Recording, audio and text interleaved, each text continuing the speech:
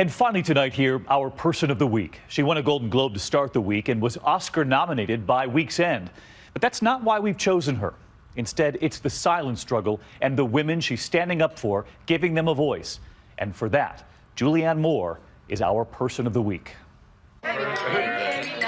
Fresh off her Oscar nomination for her role in Still Alice, Julianne Moore on the dignity of the woman she plays, a mother, a wife whose life suddenly changes.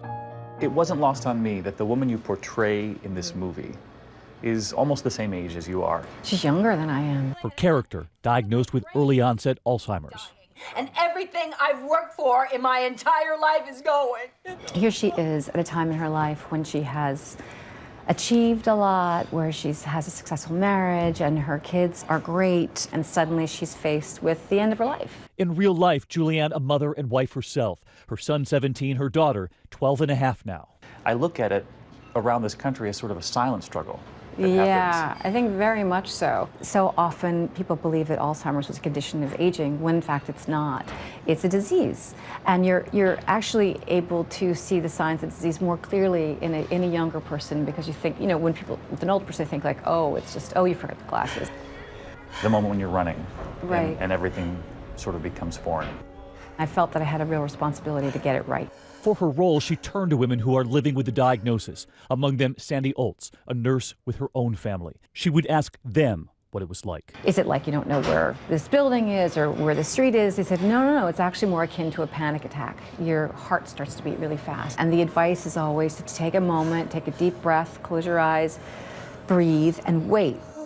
Of the 5.2 million who have the disease, more than 200,000 have early onset Alzheimer's. One of the reasons that this movie has been helpful for people is that they do feel seen, they feel acknowledged. May I help you? Julianne Moore has always been drawn to complex roles. She says character matters, but it's the story, the narrative. What we could have been to each other.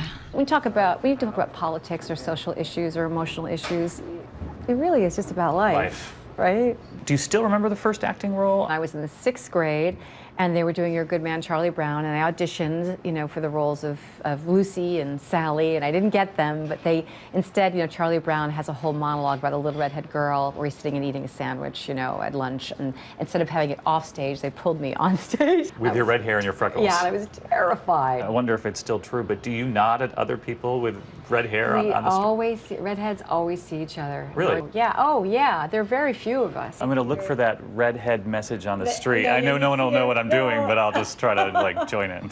Okay. It won't work for me, but they won't talk to you. Yeah. No, but we're happy this redhead did talk to us, and tonight she's thinking of someone else, of Sandy, who celebrated her 50th birthday on set with Julianne. I do think that everybody's a hero. I think we're all the heroes of our own story, of our own lives. And so we choose Julianne Moore and the millions who bravely battle Alzheimer's every single day. I hope to see you right back here on Monday night. Until then, have a good evening.